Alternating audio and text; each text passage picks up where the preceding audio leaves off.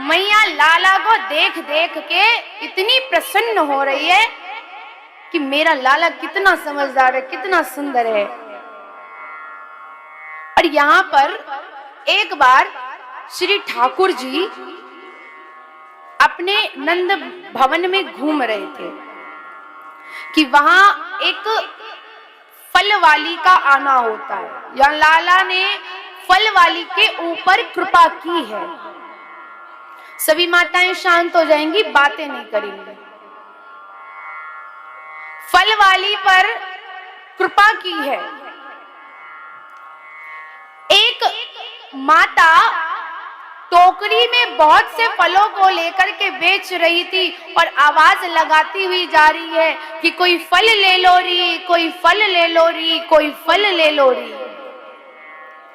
जैसे ही लाला ने सुनो तो लाला दौड़ करके आओ, मैया मोए फल दे दे। मैया ने कहा लाला कुछ घर से लेकर तो आ, अनाज तो लेकर आ, तभी तो देऊंगी तेको फल, मुफ्त में थोड़ी ना मिले। कन्हैया ने कहा अच्छा मैया तू यहीं रुक, अभी लेके आ रहा हूं। और कन्हैया गए हैं अंदर से और अनाज की बोरी में से दोनों मुट्ठी में अनाज भरा। और नंद भवन में देखो छोटे छोटे हाथ हैं, तो इनके बीच में से, उंगली के बीच में से अनाज गिर भी गया। गिराते हुए पूरे नंद भवन में से आ रहे हैं और अनाज गिरता जा रहा है। आए हैं फल वाली मैया के पास, देख मैया तूने कहो तो कि अनाज लेके आ, देख अनाज ले आए। मैया ने कहा अच्छा जरा दिखा तो कहाँ लेकर आया है। सो अपनी दोनों मुट्ठी आगे कर दी, देख मैया तेरे लिए कितो सारो अनाज लेके आयो। मैया ने कहा लाला तू मोए पागल काहे को बना रो है, ये इतो सारो नहीं, यहाँ में तो 2-4 दाने बचे हैं बस। लेकिन मैया बड़ी प्रसन्न है। और फल वाली मैया ने कहा लाला ये अनाज के दाने मोकू दे दे। फल वाली मैया ने वो जो 3-4 दाने थे ना लाला के, अपनी टोकरी में रखे और बदले में सारे फल लाला को दे दिए। अब लाला भी प्रसन्न। फल वाली मैया अपने घर पहुंची तो देखी कि जितने भी वो 2 से 4 दाने जो अनाज के थे वो सब सोने और चांदी में परिवर्तित हो गए हैं। इस प्रकार से भगवान श्री ठाकुर जी की छोटी छोटी लीलाएं होती रही। एक बार लाला गौशाला में थे और लाला गौशाला में थे तो यहाँ पर एक गोपी गाय का गोबर भर भर के एक तसले में लेकर के बार बार आ रही जा रही थी। तो वह गोपी ने लाला ते कही लाला नेक मेरो ये तसला उठवाए दे। कन्हैया ने कहा गोपी देख अपने आप से उठाए ले, मैं नहीं उठा पाऊंगा। गोपी ने जब ये कहा, गोपी ने सुना कि लाला ने ये कहा, निराश होकर के वापस चली गई। फिर उसने दोबारा से जब गोपी वापस आई तो लाला ने फिर से गोपी से कहा देख गोपी अगर तू चाहती है ना कि मैं तेरो ये तसला उठवाए दूं तो तोकू मेरे एक काम करवे पड़े। मैया ने कहा बता। तो कन्हैया ने बोला देख जितनी बार तसला उठवाएगी उतनी बार माखन को लोना लूंगो। गोपी ने कहा अच्छा सोच के बताती हूँ। वापस गई, तसला तो भारी भी था, क्या करे समझ नहीं आ रहा।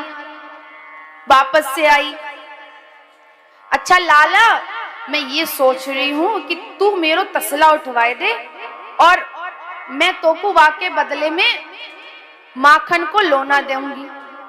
लेकिन ये कैसे पता चलेगा कि कितनी बार हो गया? बोले उतनी बार तू गोबर की एक टिपकी मेरे मुंह पे रख दियो।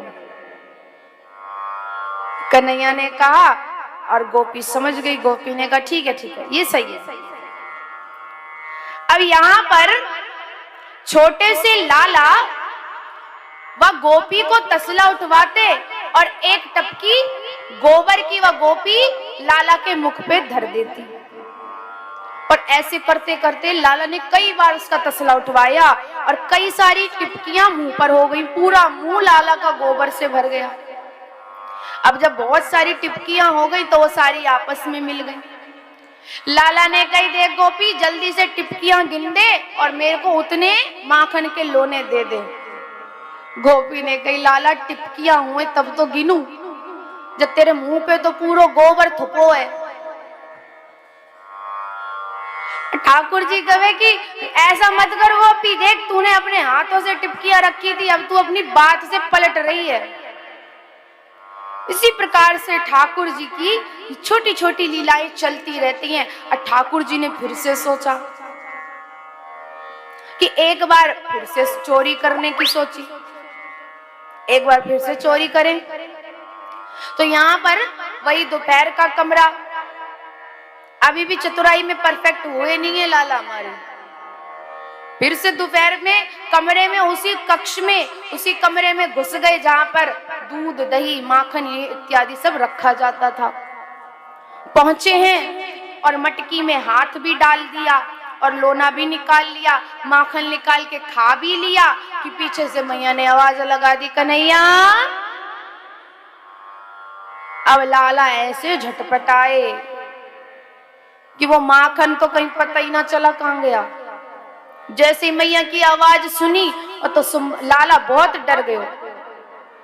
मैया अंदर आई, लाला इतनी दोपहर में तो या कमरे में क्या कर रहे हो? बोले, अरे मैया, अब लाला सोच रहे हैं आज ये दूसरी बार पकड़े गए हैं, अब कौन सा बहाना, कौन सी तरकीब लगाए, समझ में नहीं आ रहा। तो कह दिया, मैया मैं माखन खाने नहीं आया हो। तो मैया ने कहा, तो फिर क्या करने आया था?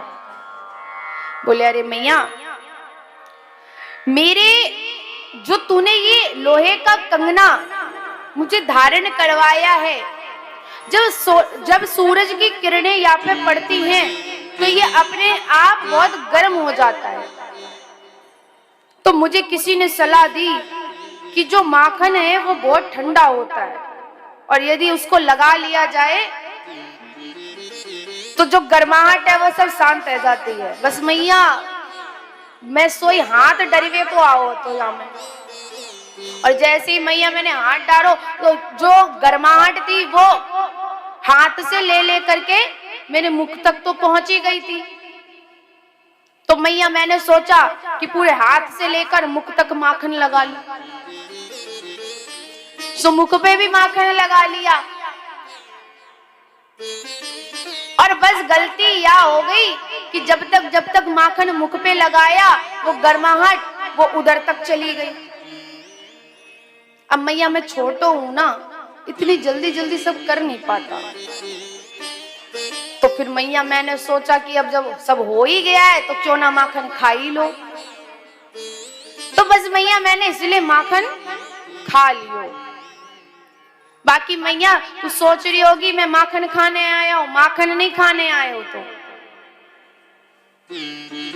नंद बाबा के घर में माखन, दूध, दही इन सबकी चीजों की कोई कमी नहीं थी, खूब भरपूर मात्रा में था।